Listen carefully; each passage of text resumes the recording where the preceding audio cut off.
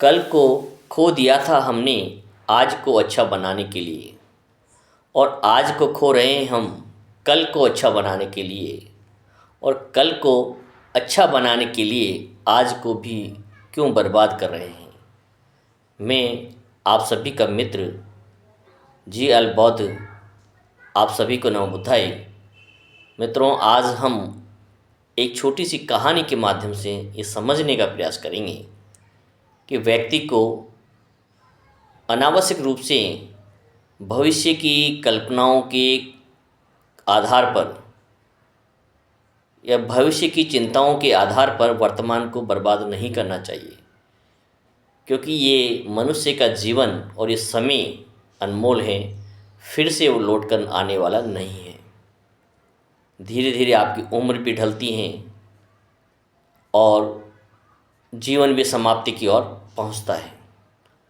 तो जो समय हमें मिला है, जो वर्तमान है, उसी का आनंद लेना अनिवार्य है, और उस आनंद को इसलिए नहीं खोना चाहिए कि हमें अच्छा भविष्य चाहिए, क्योंकि भविष्य किसी ने नहीं देखा है। तो आज इस कहानी को समझने के लिए छोटी सी कहानी सुनेंगे। कहानी इस प्रकार है कि एक बार एक सम्राट, बहुत ही ताकतवर सम्राट थे, उसके पास किसी प्रकार की कोई कमी नहीं थी। बहुत बड़ा विशाल साम्राज्य था, धन दौलत थी, ताकत थी, सब कुछ था, लेकिन हरदम तनाव में रहा करते थे। उन्हें चिंता सताती थी कि न जाने कब कोई पड़ोसी राज्य हम पर हमला कर दे, कब मेरे राज्य के अंदर ही मेरे खिलाफ कोई षड्यंत्र रचा जा रहा हो और मुझे पद से हटा दिया जाए। और इस चिंताओं के चलते वो अपने इस शाही अंदाज का भी आनंद नहीं ले पा रहे थे। इतने बड़े राजा होकर भी हरदम तनाव में रहते थे, और वो तनाव को दूर करने के लिए प्रतिदिन मॉर्निंग वॉक के लिए जंगल में जाया करते थे। जंगल में जब जाते तो रास्ते में एक पेड़ के नीचे एक बौद्ध भिक्षु को देखते, और ये देखते कि भिक्षु बड़े आनंद से रहता है।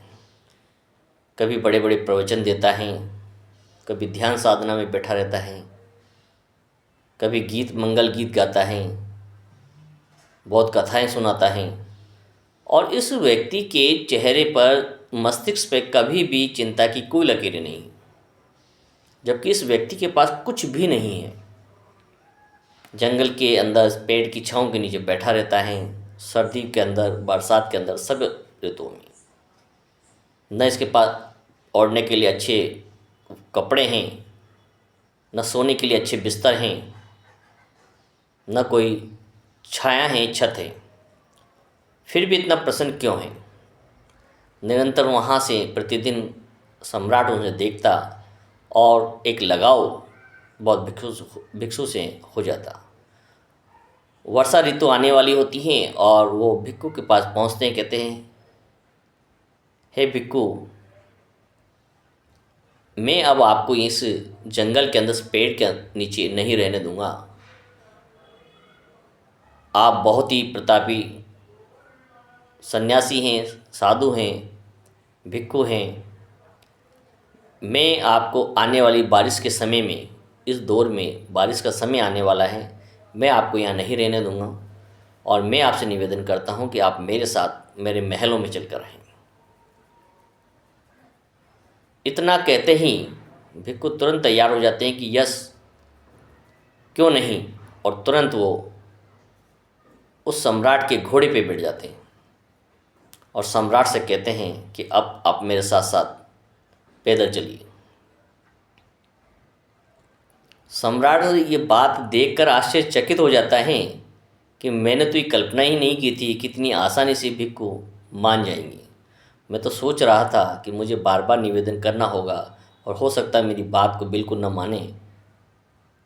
तो ये मैं मान के चल रहा था, और ऐसी स्थिति में सम्राट को अब पैदल भी चलना पड़ रहा था पहली बार, और भिक्षु घोड़े पर सवार थे, क्योंकि एक ही घोड़ा था। अकेले थे सम्राट, तो साथ साथ चलना प्रारंभ कर देते। थोड़ी ही दूर पे जैसे ही पहुंचते हैं महलों में, तो सम्राट उन्हें एक अलग से कक्ष देते हैं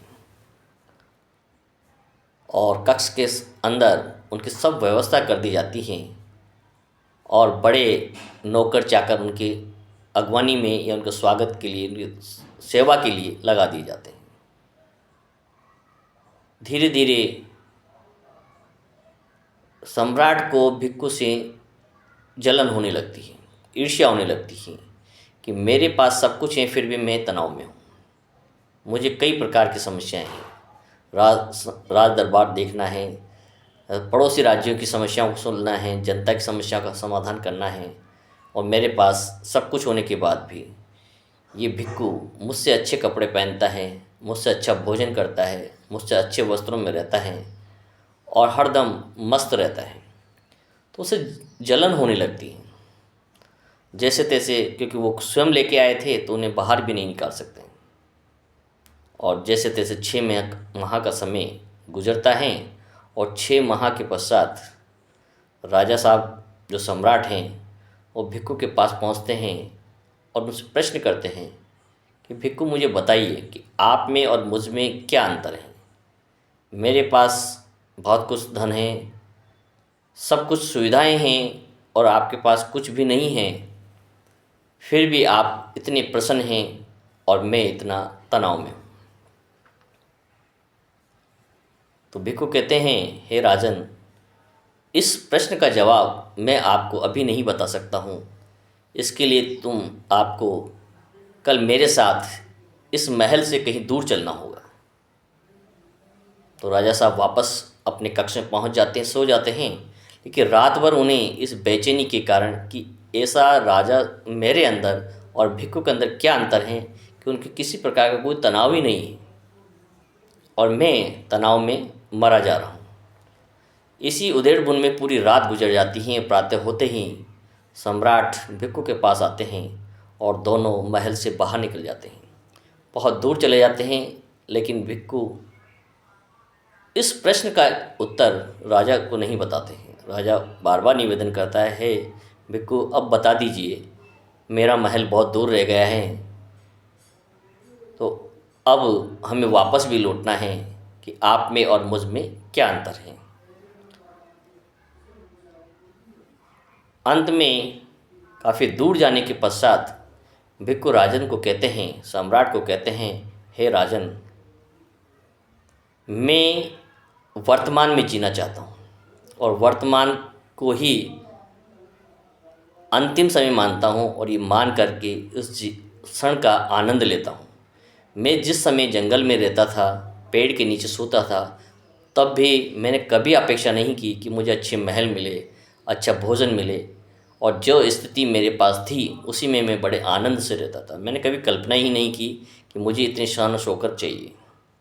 और जब मैं आपके महल में पहुंचा, वहां रहा, तब भी मैंने कभी ये नहीं सोचा कि ये महल की सुख सुविधाएं मेरे साथ जीवन भर बनी रहेगी। मैं जानता था कि ये क्षणिक सुख हैं, ये क्षण परिवर्तनशील हैं और हर समय परिवर्तित होता रहता है, क्षण क्षण बदलता है। इसलिए मुझे इससे कोई फ़र्क नहीं पड़ता कि मैं किस सुविधाओं में रह रहा हूँ। और मैं आज आपके साथ इस जंगल में आ गया हूँ तो भी मुझे चिंता नहीं कि मुझे वापस लौट के जाना है, और मैं यहाँ भी प्रसन्न हूँ। लेकिन आपकी समस्या यह है कि आपको इस पल भी ये डर सता रहा है कि आपका महल बहुत दूर रह गया है और आपको वापस लौट कर अपने महल को संभालना है। यदि जब तक आप वर्तमान में जीना नहीं सीखेंगे तब तक कभी भी प्रसन्न नहीं रह सकते हैं। इसलिए अपने वर्तमान को मजबूत बनाइए और वर्तमान का आनंद लीजिए, और भविष्य को सुधारने के चक्कर में आप वर्तमान को न गंवाइए। सभी को बहुत बहुत धन्यवाद। साधुवाद। नमो बुद्धाय।